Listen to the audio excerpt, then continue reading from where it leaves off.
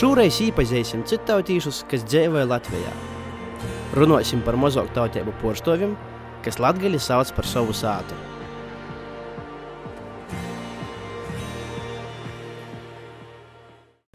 Atcerūnamies skaistā īstodī, sinagogā, tepat Daugavpilī, un mums sarunu biedrs šodien ir Josifs Račko. Vasals! Paldies, labdien! Skaista cepure? Jā, mums ir tāda tradīcija ebrejiem, ka mēs atrodamies sinagogoje, mums nepieciešama ir cepuri. Ja? Kāpēc tā? Tāpēc, ka pēc mūsu tradīcijām un paražām, ja, ar Dievu mēs visi ebreji noslēdza līgumu, ja, ka viņš tikai domāja par jums, un mēs ticēsim, ka viņš ir tikai viens, ja, Dievs, un mēs domāsim, ka viņš aizsargā mums. Dēļ to man arī ir cepure. Jā. Paldies visiem ebrejiem par cepuri. Paldies Daugavpilīšiem. Atcerējos vienu arī ļoti pateikamu cilvēku.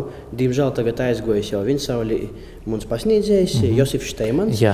Un jis man un mūsu kursam cīši bīži stostā anekdotus par ebrejiem. Varbūt jūs varat kādu pastostāt? 1913. gada mūsu pilsētā Daugavpilī dzīvoja 120 000 cilvēku. Da? Ja? Un no tiem 56 000 bija ebreji. Un kad cilvēki prasīja vai jautā, cik ebreju dzīvo Daugavpilī, nu teica pusi, 56. Un otra pusi atbildēja, otra pusi tā ir ebreju sievietes. Nu, saprotams, ja? Līdz Pirmajā pasaules kara, ja, bija tādas miestiņas, var teikt, ka bija ebreju miestiņas Latgalē, ja, nu, piemēram, Riebiņos, ja, bija apmēram 90% ebreju, Varakļanos un tā tālāk un tā tālāk. Piemēram, es zinu, ka Lūdzu, kas man atcerūdās Korsavai, kuras pilsēta sauca par Mazu Jeruzalemi.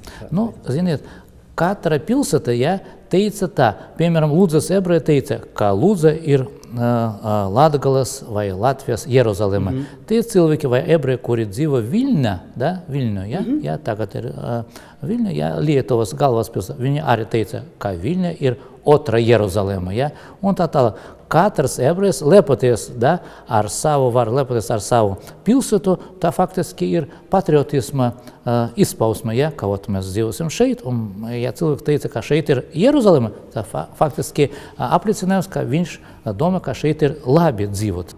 Jaunā derība ir 10 baušļi, ja, mums ir 613, ja, un par to atgādināja mūsu Barkstas, ja, 613. Ja. Jūs gribat saskatīt, ja, vai ne? Oi, es jums ticu.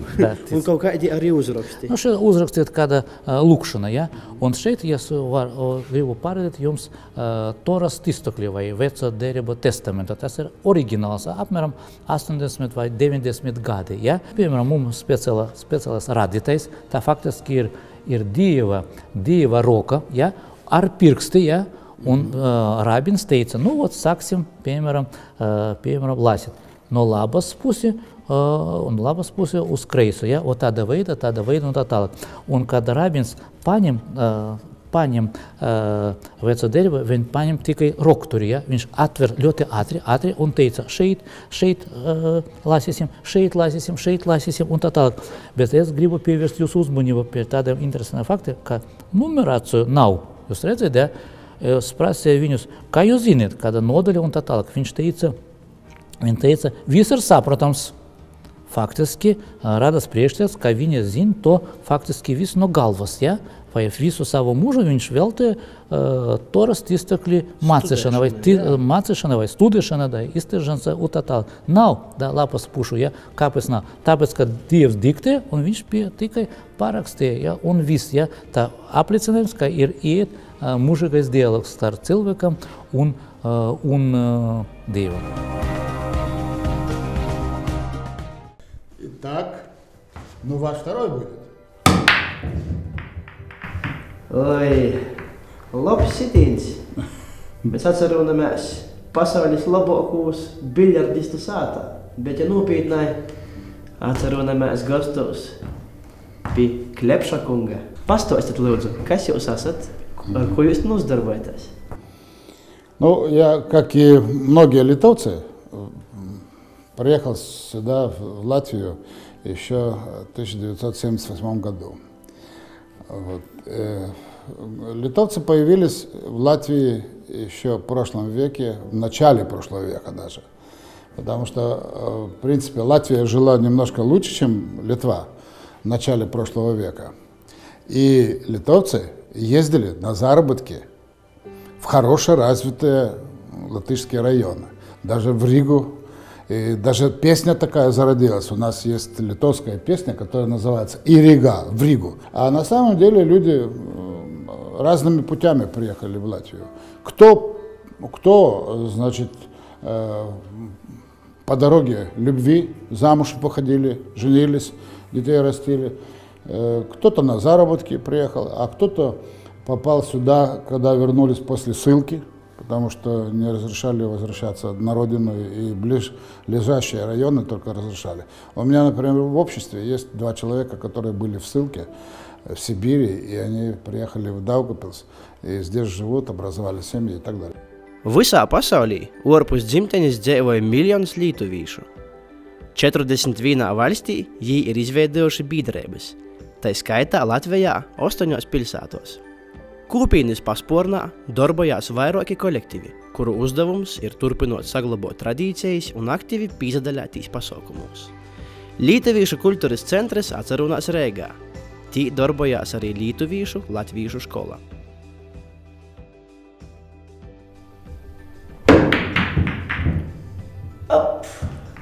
Gadreiz vidā. Pat cik atceramies Latgalī un Daugavpilī, tad gribētos logiski paprasāt, kāds ir lietuvīšiem sakars ar Latgali, varbūt kaut kādas pat vēsturiskas saites. Во-первых, исторически так сложилось, что латгальский язык очень близкий к литовскому.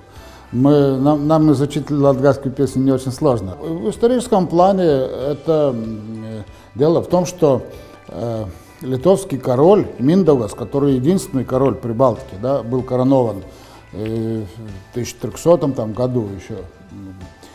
Он имеет корни с Латгалией в том плане, что его жена Морта, или Марта по-латышски, да, она вот в Аглонских краях родом, из Аглонских краев. И некоторое время они там вместе жили, участвовали, и в это время и вся Латгалия была, видимо, под литовской юрисдикцией. Vai jums bija pusam vienkārši stāstījums, kā jūs jūtaties Latgalī, vai jums te ir labi? Общество в Латгалии, прекрасно. Нас везде встречают хорошо. Мы объездили все города, и Резекне, Краслава, и Даугавпилский регион, во всех районах. Нас знают, мы там везде выступали. И еще, что интересно, что мы уже 7 лет подряд проводим фестиваль литовской песни и танца. 7-й был посвященный открытию памятника королю, и 8-й будет в этом году уже запланирован. На нем приходят латгальские коллективы и поют хотя бы по одной литовской песне. У нас такая традиция. Es optimists, gan kā individs, gan kā biedrības vadītājs. Vasaļi, šodien esam Leivonos pie Slāvu biedrības Uzori.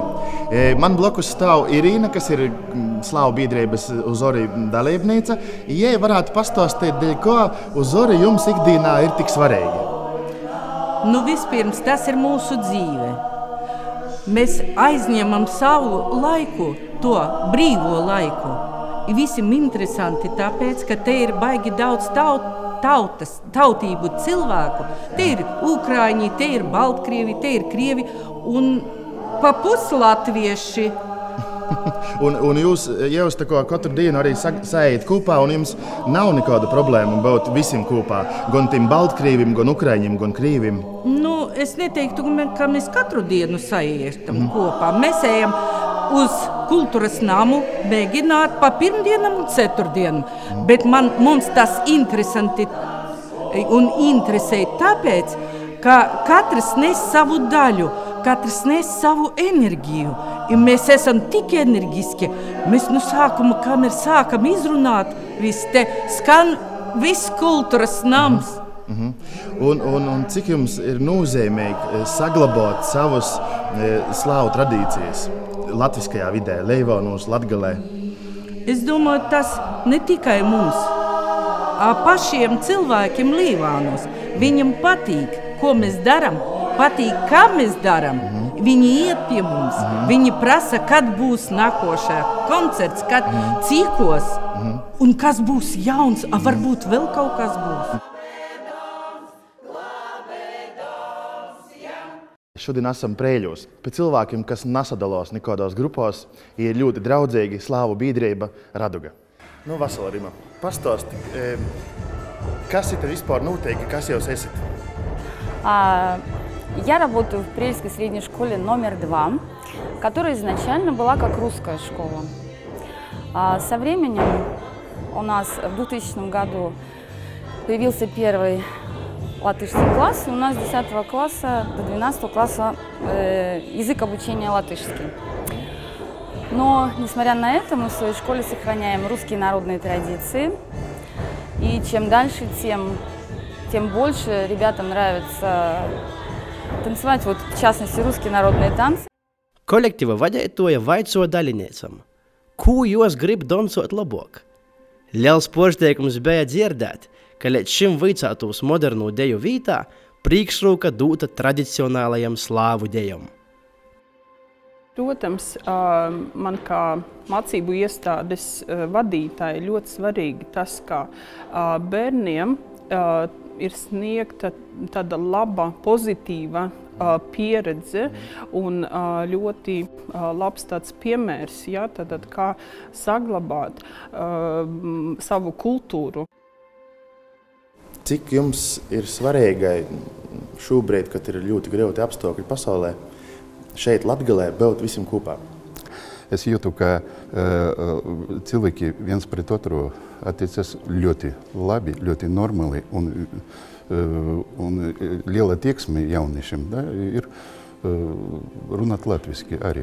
Tas ir svarīgi, jo mācīties augstskolas viņi var tikai latviešu valoda un nekādu problēmu šajā ziņā nav. Es domāju, ka uz priekšu tas process tikai uzlabosies. Biedrības 9 gadu pastāvēšanos laikā jai aktīvi piedalās labdarības pasākumos.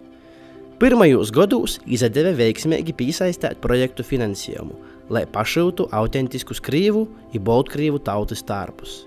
Pazasakot Prēļu kultūras centra atbalstam, biedrībā darbojās 3 kolektīvi.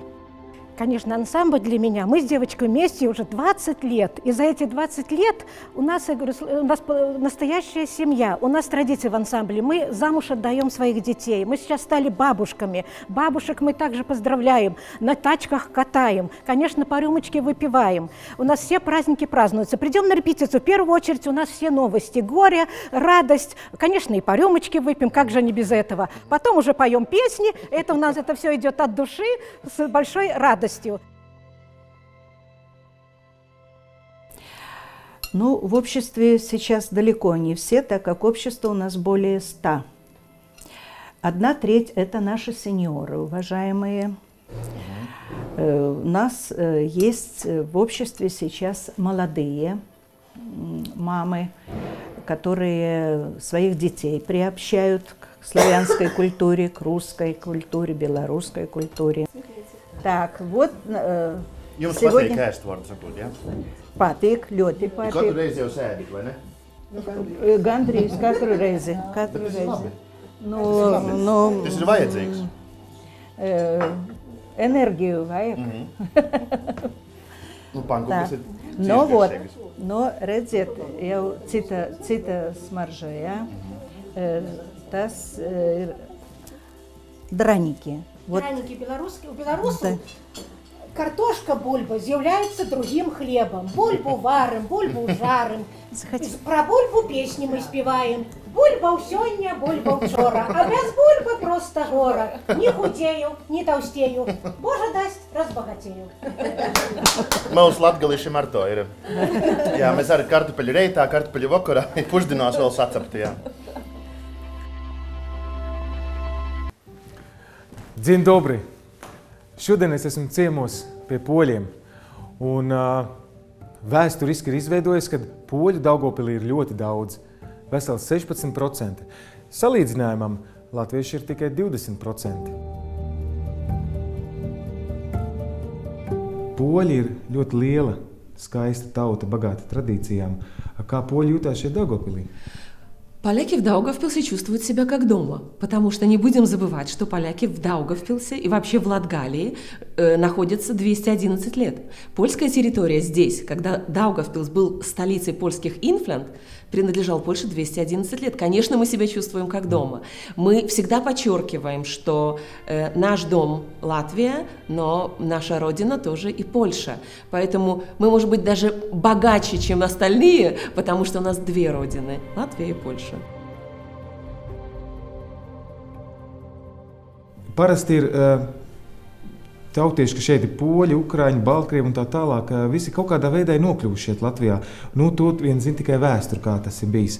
Varbūt jūs varat pateikt kādu no tiem stāstiem. Varbūt ir kāds interesants dzīves stāsts vai kāds interesants cilvēks. Есть истории грустные, есть истории веселые. Есть из грустных историй, это когда людей забирали в Сибирь, вывозили в Сибирь, и они возвращались уже через многие годы именно почему-то сюда, в Латвию, поляки, и здесь уже начинали свою как бы новую жизнь. Есть история тоже не из веселых, когда женщина, полька, жила на улице Варшавской, совсем недалеко от польского дома. И во время войны, еще не было войны, она ехала к своему любимому, чтобы выйти замуж. Она ехала на собственную свадьбу. Он ее ждал в Польше. И на границе стоп-вагон, началась война, и она вернулась и больше никогда его не увидела. И когда она перед самой смертью, она говорила: я ехала в Варшаву, должна была бы жить в Варшаве, а закончила свою жизнь на улице Варшавской. Vienmēr rodas jautājums, kad pieaugušie vecie cilvēki, viņi labprāt darbojās, viņiem tās zināšanas ir par tradīcijām, kultūru, un labprāt dalās tajā un kopā ir. Bet vienmēr lielais jautājums ir par to, kā ir ar jauniešiem. Я начну издалека. Мы в Даугавпилсе, мы как бы создали для себя маленькую Польшу.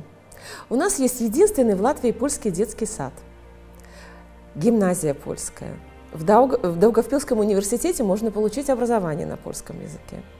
Есть польский центр, есть польский дом, есть улица Варшавская. Мы издаем журнал «Поляк в Латвии». Есть программа телевизионная «Акценты польские». Поэтому мы говорим о том, что маленькая Польша, которую мы создали собственными руками. Поэтому, конечно, те дети и та молодежь, которая воспитывается при помощи и телевизионных программ, и прочтения журналов, и то, что они занимаются в коллективах на польском языке, которые популяризируют польскую культуру. Это и танцевальный коллектив, и театральный, и вокальный, это наш хор. Поэтому, конечно, они воспитываются, во-первых, в польских традициях. И я надеюсь, что мы свою молодежь не потеряем. Она все время будет рядом с нами, рядом с польским домом. И они также будут продолжать популяризировать польскую культуру, и когда вырастут, и будут своих детей давать в школу польскую. Parasti tautas kopā dzīvojot, tīpaši tādā vienā pilsētā kā Daugavpilī, noteikti pārņems viena otras tradīcijas. Nu, kā jums, poļiem, ir? Vai jūs esat pārņēmuši kādu latviešu tradīciju, vai varbūt latvieši pārņēmuši jūsu tradīciju? Tās ir dejas, tās ir dziesmas, varbūt arī tā ir ēdienkarte. Очень может быть, потому что, конечно, горох, он присутствует всюду. И, конечно, картофельные блюда тоже. И мы уже так медленно подходим к тому, что происходит сегодня. А сегодня как раз у нас жирный четверг. Трек-на Цетердена. Это мероприятие не взялось из пустого воздуха. Это традиция, которой очень много лет, вековая история. Перед Великим постом есть такой день, жирный четверг, когда нужно обязательно нагуляться, наплясаться и наесться всего-всего жирного для того, чтобы было сил, хватило на весь Великий пост, потому что уже нельзя будет ни петь, ни танцевать, ни есть какие-то жирные продукты. Вот поэтому этот день сегодняшний посвящен как раз тому, чтобы много съесть, много потанцевать. И, конечно же, мы приготовили для наших гостей угощение. Это так называемые пончики, рацухи, хрусты. Все, что нужно сегодня обязательно попробовать. И польская традиция говорит о том, что столько пончиков нужно съесть, сколько кот машет хвостом. Вот столько в этот день нужно съесть пончиков. Всем приятного аппетита! Смачного!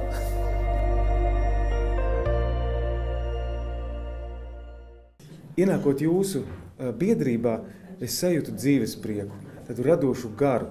Un kā jums izdodās saglabāt ikdienā jūsu ukraiņu гару? Видите, дело в том, что люди, сидящие здесь, приехали сюда, в Латвию, уже больше 50 лет. И родились они все в Украине. Поэтому вот корни необъяснимые. Видимо, то, что мы хотим, чтобы здесь чуть-чуть прочувствовали нашу культуру, наши традиции, услышали наши песни. Потому что самое главное, что нас объединяет, это наша украинская прекрасная песня, наши традиции. Ну и естественно, что мы стараемся показать здесь свою украинскую национальную кухню. Kultūras parasti savstarpēji miedarbojās. Un kā šeit Daugavpilī jums, ukraiņu kultūra un latviešu kultūra, jūs esat savstarpēji bagātinājušies vai pārņēmuši kādu? Живя здесь, мы, естественно, уважаем культуру того государства, на территории которого мы живем. И, вы знаете, мы поем тоже латышские песни. Потому что, когда мы едем в Украину, там хотят слышать не украинские песни, там хотят слышать латышские песни. И вот само по себе вот непроизвольно получается так, что все-таки мы интегрируем в то общество, в котором мы живем. И мы уважаем традиции, мы уважаем культуру. И, естественно, мы уважаем те законы, которые здесь в Латвии у нас есть. У нас еще существует национальная традиция гостей встречать салом. Это обязательный атрибут на столе должен быть. Вы, пожалуйста, угоститесь, берите кусочек. А если на столе сало, то обязательно на столе должна быть горилка. Это украинский национальный напиток. Поэтому прошу, выбирайте.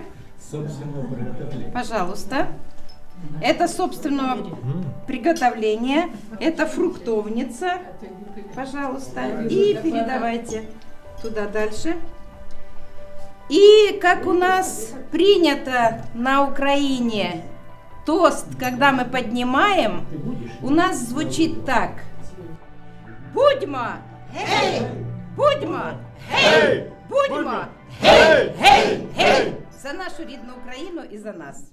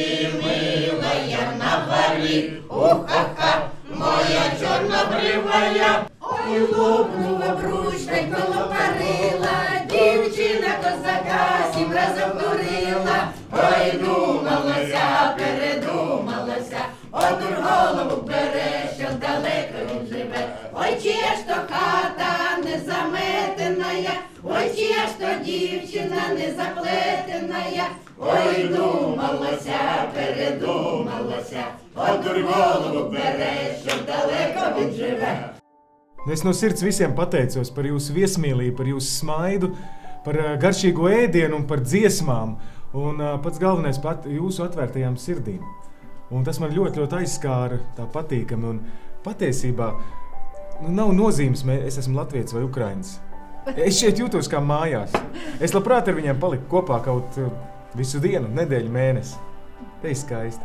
Paldies, paldies.